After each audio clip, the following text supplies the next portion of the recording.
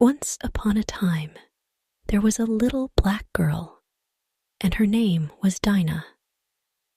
She had no father and mother, so she had to live with a horrid, cross old woman called Naomi, who used to scold her every day and sometimes beat her with a stick, even though she had done nothing naughty.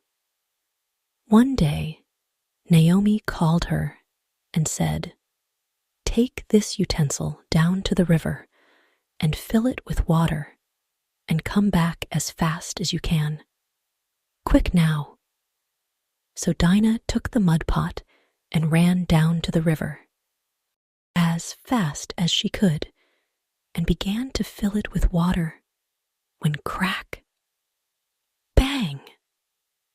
A horrible big crocodile poked its nose up through the bottom of the mud pot and said, "Ha ha, ha! Dyna, I'm going to eat you up." Dyna did not say anything. She turned and ran away as fast as ever she could, and the crocodile ran after her.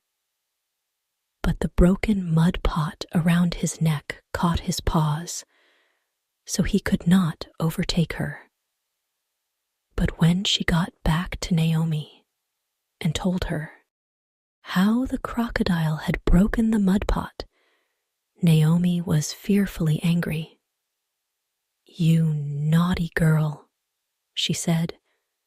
"You have broken the mud pot yourself. I have a good mind to beat you."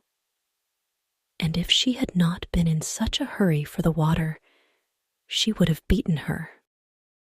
Then she went and brought the huge, big mud pot that the washerman used to boil the clothes in. "Take this," said she, "and mind you, don't break it, or I will beat you." "But I can't carry that when it is full of water," said Dyna. "You must go twice and bring it half full each time," said Naomi. So Dyna took the great big mud pot and started again to go to the river. But first she went to a little bank above the river and peeped up and down to see if she could see the old crocodile anywhere. But she could not see him, for he was hiding under the very bank she was standing on, and though his tail stuck out a little, she never saw him at all. She would have liked to run home, but she was too afraid that Naomi would beat her. So Dyna went down to the river and began to fill the big mud pot with water. And while she was filling it, the crocodile came crawling softly down behind her and caught her by the tail, saying, "Aha, Dyna, now I've got you." And Dyna said, "Oh, please don't eat me up. Great, big crocodile. What will you give me if I don't eat you up?" said the crocodile. But Dyna was so poor, she had nothing to give. So the crocodile caught her in his great cruel mouth and swam away with her to an island in the middle of the river and set her down beside a huge collection of eggs. "Those are my eggs," said he. "Tomorrow a little crocodile will come out of each, and then we will have a great feast, and we will eat you up." Then he moved off to catch fish for himself and left Dyna alone beside the big collection of eggs.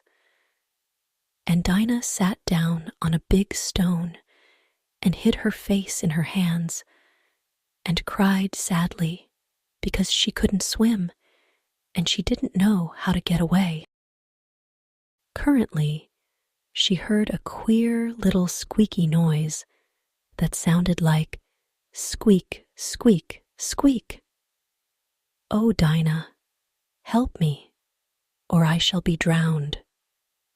She got up and looked to see what was calling, and she saw a small tree coming floating down the river with something moving and crawling about in it. And as it came near, she saw that it was a mongoose that was in the small tree. So she swam it out as far as she could, and caught hold of the small tree and pulled it in, and the poor mongoose crawled up her arm onto her shoulder, and she carried him to shore. When they got to shore, the mongoose shook himself, and Dyna stretched out her frock. And so they both very soon got dry. The mongoose then began to search for something to eat, and very soon he found the great big collection of crocodile's eggs. "Oh, joy!" said he. "What's this?" "Those are crocodile's eggs," said Dyna. "I'm not afraid of crocodiles," said the mongoose. And he sat down and began to crack the eggs and eat the little crocodiles as they came out. And he threw the shells into the water so that the old crocodile should not see that anyone had been eating them. But he was careless, and he left one eggshell on the edge, and he was hungry. And he ate so many that the collection got much smaller. And when the old crocodile came back, he saw at once that someone had been meddling with them. So he ran to Dyna and said, "How dare you eat my eggs?" "Indeed, yes, I didn't," said Dyna. "Then who could it have been?" said the crocodile, and he ran back to the eggs as fast as he could. And sure enough, when he got back, he found the mongoose had eaten a whole lot more. Then he said to himself, "I must stay beside my eggs till they are turned into little crocodiles, or the mongoose will eat them all." So he curled himself into a ring around the eggs and went to sleep. But while he was asleep, the mongoose came to eat some more of the eggs and ate as many as he wanted. And when the crocodile woke this time, oh, what a rage he was in, for there were only 6 eggs left. He roared so loudly that all the little crocodiles inside the shells gnashed their teeth and tried to roar too. Then he said, "I know what I'll do. I'll take Dyna's big mud pot and cover my eggs with that. Then the mongoose won't be able to get at them." So he swam across to the shore and got the Dyna's big mud pot and covered the eggs with it. "Now, you nasty little mongoose, come and eat my eggs if you can," said he, and he went off quite proud and happy. By and by, the mongoose came back, and he was terribly disappointed when he found the eggs all covered with the big mud pot. So he ran off to Dyna and asked her to help him. And Dyna came and took the big mud pot off the eggs, and the mongoose ate every one. "Now," said he, "there will be no little crocodiles to make a feast for tomorrow." "No," said Dyna, "but the crocodile will eat me all by himself, I am afraid." "No, he won't," said the mongoose. for we will be going away together in the big mud pot before he comes back." So he climbed onto the edge of the mud pot, and Dinah pushed the mud pot out into the water. And then she climbed into it and paddled with her 2 hands as hard as she could, and the big mud pot just floated beautifully. So they got across safely, and Dinah filled the mud pot half full of water and took it on her head, and they went up onto the shore together. But when the crocodile came back and found only empty eggshells, he was fearfully angry. He roared and he raged and he screamed and he shouted till the whole island shook, and his tears ran down his cheeks and fell on the sand like rain.